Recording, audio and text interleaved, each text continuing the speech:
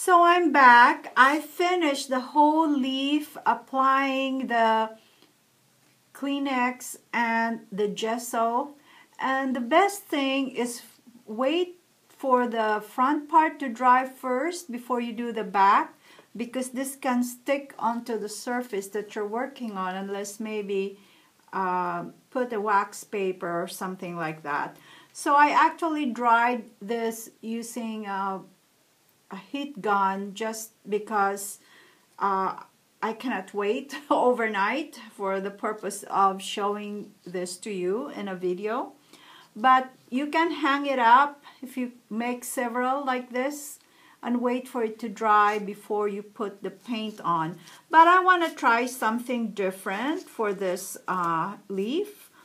Instead of just painting it with acrylic paint, I tore up some little book pages. These are old book pages that I saved for projects like this. And that would just have like a clean, natural look to it.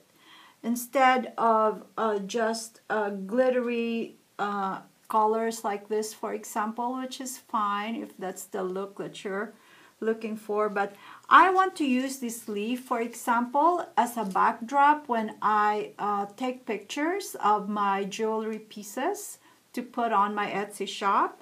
So I don't want any dark color that will somehow interfere with the colors of my beads or my jewelry that I'm putting on there. So we can just do little, and oops, we can just, you know, paste this little book pages on there. And the gesso also can act as a glue, maybe. Do something like that, where you can still see some of the words on there, which is really nice and fun. Like that. Can hardly see it now, but it's something that I wanted to try.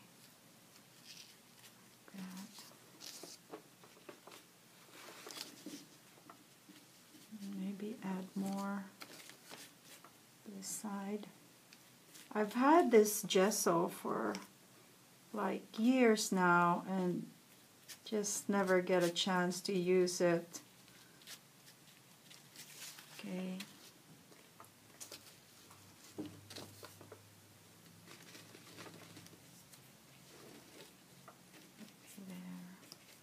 Not too much gesso, so you can still see some of the words on there.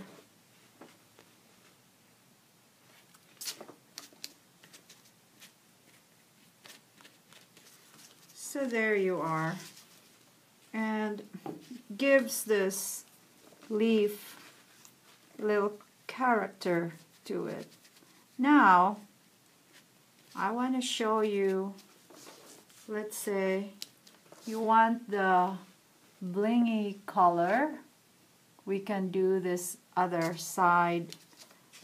We put some of the glittery acrylic paint on, and just to see the difference of how that will look like on there.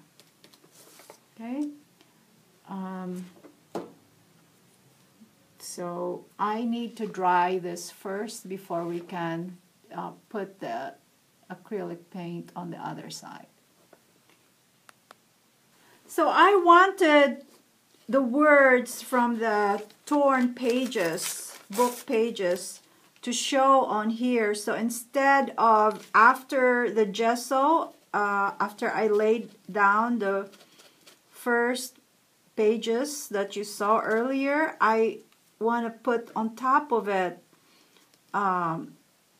this time just using the white glue, white Elmer's glue, so this way you can see more of the words, and the letter and the book pages is going to show some more. So I just kind of layered it on top of what I did earlier, but this time the pages is going to be more visible, I should say, like this. So it's pretty cool so far, and I can imagine you know, using this as a background for my beads and my jewelry when I take pictures. I love doing that, just fun background. So after this, I'm just going to dry it using my heat gun. This way we finish today. So you should try this. It's so much fun. And there it is.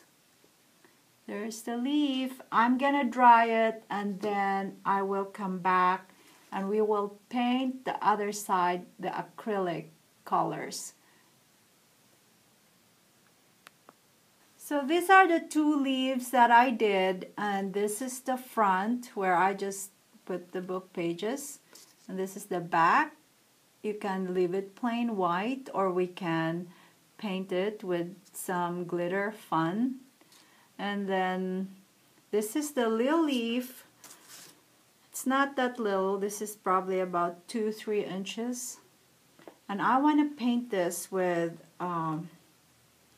maybe, I'm thinking gold, and I will be using this as a backdrop for a piece that I did, paper bead sprigs. This one, like this. Wouldn't that be pretty? It can be a brooch or a pendant. So, just picking out a brush, something soft. Just give it this.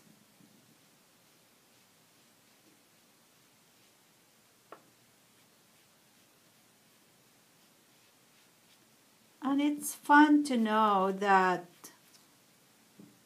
beneath is a real leaf that you covered with different layers of medium. You have gesso on here, you have the Kleenex, you have the acrylic paint, and it just makes it different and fun. And you can personalize it. You can write your signature on here, and that tells to whoever you're giving it to that you made it. You made it yourself. So that's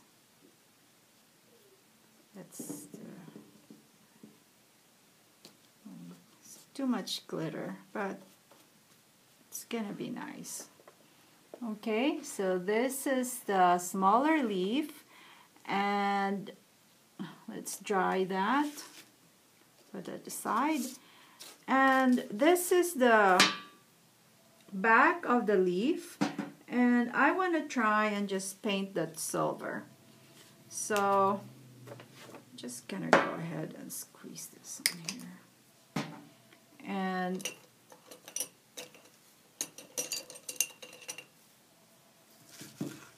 just brush it. I love the silver, and just kind of like do it like randomly like that, so it's not going to be really that shiny. Oh, I love the silver so much. I'm just gonna paint that over that gold leaf. I kind of, oops, sorry. I didn't like that gold yellowish color. Gold.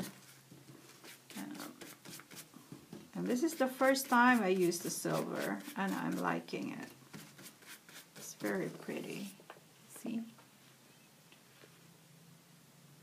So there's your leaf. Okay, let me try and experiment and put the silver on top of it. And just mix. And that's pretty too. Okay, so I'm just gonna finish the paint on here. Oops, I got some more gold on there. What's happening? But that's fine. That's fine. Okay. So once this is dry, I'm going to go ahead and make that into a pendant. But what I want to show you, okay, I come back. So this is the finished, the smaller leaf, and I just wire wrap onto it this little sprigs that I made out of the button paper beads that I have on my shop. Same button that I use here for my ring. Be another tutorial. And I think this will look great as a hair piece. So I would want to just glue it onto a comb or to a headband, and I think it will look really pretty like that, or as a brooch. Isn't that pretty? And another idea, this is a leaf that I made earlier, and when you have like a gift box, a present like this, I'm sorry, it's hard for you to see. Okay, right there. You take, right now, let me just adjust this a little bit. It's pretty like that, right? But look, when you add your preserved leaf, just look, just insert it on here, and you see how that makes a difference into your present. So you see, there's a lot of uses for this. You can also use it as a place card.